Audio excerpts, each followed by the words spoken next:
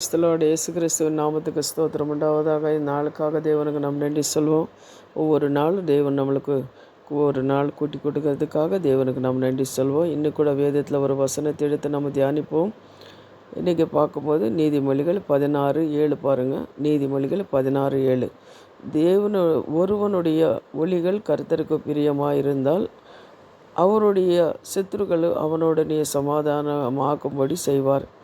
அன்பானவர்களே, தேவனுக்கு ஒருவன் பிரியமாயிருந்தால் அவருடைய சத்துருக்கள் அவருக்கு சமாதானமாக இருக்கும்படி செய்வார்கள் என்று. அதுபோல் தேவனுக்கு நமக்கு பிரியமாக இருக்கிறவங்களாக நம்ம இருக்கணும். தேவன் சொல்கிறாரு, உன் சத்துருக்களை கூட நீ சிநேகி, அவங்களுக்காக சத்துருக்களுக்காக நீ ஜெபம் பண்ணு அப்படின்னு சொல்லியிருக்கிறாரு. அதுபோல் அந்த சத்துருக்களுக்காக நம்ம என்ன பண்ணணும்? ஜெபம் பண்ணும்போது அவங்கள என்ன பண்ணுறாரு? உங்கள்கிட்ட வந்து சமாதானம் கேட்குறவங்களாக இருக்கிறார். உங்கள் பாதத்தில் உங்கள்கிட்ட வந்து சமாதானமாக இருப்பார்கள் அப்படின்னு சொல்லி நம்ம வேதத்தில் வாசிக்கிறோம்.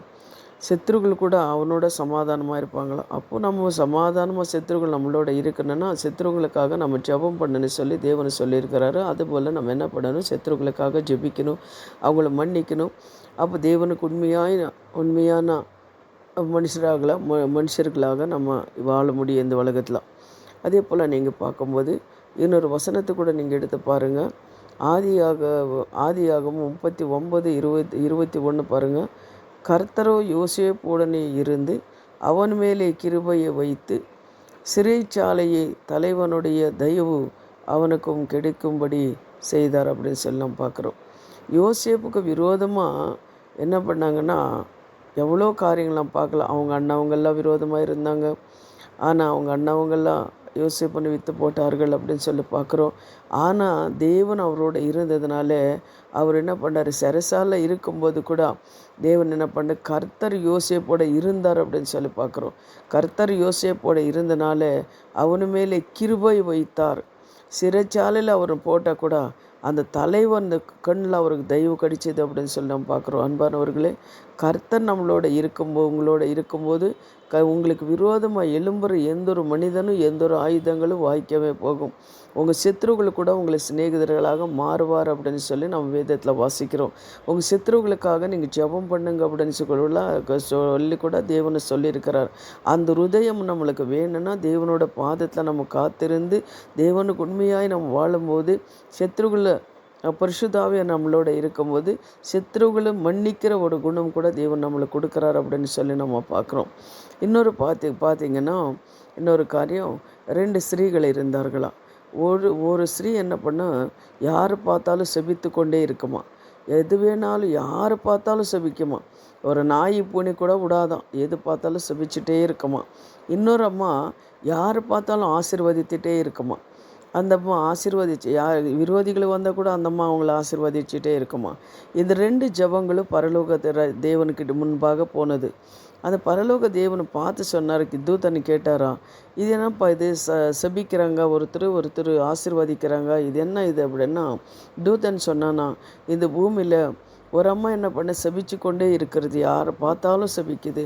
ஆனால் இந்த அம்மா யாரை பார்த்தாலும் விரோதிகளானாலும் இந்த அம்மா ஆசீர்வாதிச்சுட்டு கொண்டே இருக்கிறது அப்படின்னு சொல்லி சொன்னாராம்.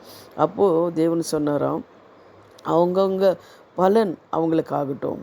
இப்போ செபிக்கிற அந்த அம்மாவுக்கு அந்த சாபம் அந்த அம்மாவுக்காகட்டும், ஜெபிக்கிற அந்த ஆசீர்வதிக்கிற அந்த அம்மாவுக்கு அந்த ஆசீர்வாதங்கள் அந்த அம்மா தலை மேலே இருக்கட்டும் அப்படின்னு சொல்லி தேவன் என்ன பண்ணார்? தீர்ப்பு கொடுத்தாராம்.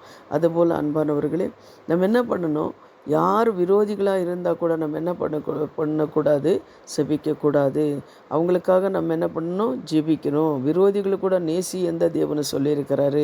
அதுபோல் நம்ம விரோதிகள் நேசிக்கிறவங்களாக இருக்கணும், நம்ம மன்னிக்கிறவங்களாக இருக்கணும். ஏன்னா கர்த்தர் இயேசு கிறிஸ்து இந்த உலகத்துக்கு வரும்போது எல்லாரும் என்ன பண்ணார்? அவர் சிலுவையில் போட்டவங்களை கூட மன்னித்தார் அப்படின்னு சொல்லி நம்ம பார்க்குறோம். அவங்கள அடித்தவங்களை துன்பப்படுத்தவங்களை துப்புனவங்களை எல்லாரும் மன்னித்து அவர் சிலுவை சுமந்து மரித்து 3 மூன்றாவது நாள் உயிரோடு வந்தார். அதுபோல் அவர் ரத்தத்தினாலே கழுவப்பட்டு இருக்கிற நீங்களும் என்ன பண்ணணுன்னா மன்னிக்கிறவங்களாக இருக்கணும். யார் மேலே நம்மளுக்கு என்ன பண்ணக்கூடாது, கோபம் இருக்கக்கூடாது. என்ன பண்ண தேவனை பாதத்தை நீங்கள் அவங்களுக்கு கூட நீங்கள் என்ன பண்ணுங்க, மன்னிங்க. இப்போ நம்ம ஜெபிக்கலாம். எங்களை அதிகமாக நேசிக்கிற பரலோக பிதாவே, சர்வ வல்லமுள்ள தேவாதி தேவனே சுவாமி, இந்த கர்த்தாவே இந்த வார்த்தை நீர் கொடுத்ததுக்காக நன்றி சுவாமி. நீ சொன்னீரே ஒருவருடைய ஆண்டவரே ஒளிகள் கர்த்தருக்கு பிரியமாயிருந்தால் அவருடைய சித்துருகளும் அவனுடைய சமாதானமாக இருக்கும்படி செய்வேன்னு சொன்ன வசனத்துபடி தேவனே கர்த்தாவே அப்பா, கேட்குற ஒவ்வொரு கர்த்தாவே ஆண்டவரே சகோதர சகோதரிக்கு ஒளிகள் கர்த்தருக்கு பிரியமாக இருக்கும்படி கர்த்தாவே நாங்கள் ஜெபிக்கிறோம். அவன் சத்துருக்களை கூட கர்த்தாவே அவங்களை மன்னிக்கும்படி தேவனீர் கர்த்தாவே நாங்கள் ஜெபிக்கிறோம் சுவாமி. யார் யார் என்னென்ன காரியங்களுக்காக ஜெபிக்கிறாங்களோ அவங்களுக்கெல்லாம் விடுதலை கொடுக்குற தேவனுக்கு நன்றி சுவாமி. இயேசுவின் நாமத்தினாலே பிதாவே, ஆமேன் ஆமேன். God bless you. கர்த்தர் உங்களை ஆசீர்வதிப்பார். என்ன பண்ணணும், நம்மளை எல்லாரும் மன்னிக்கிறவங்களாக இருக்கணும். இன்னொரு காரியம் என்னென்னா, 2ஆம் தேதி நெக்ஸ்ட் மந்த் 2ஆம் தேதி ப்ரேயர் இருக்கிறது, உபவாச ப்ரேயர் இருக்குது. அன்றைக்கி கண்டிப்பாக நீங்கள் எல்லோரும் வாங்க, அதுக்காக ஜெபம் பண்ணுங்கள். கர்த்தர் உங்களை ஆசீர்வதிப்பார். ஆமேன் ஆமேன்.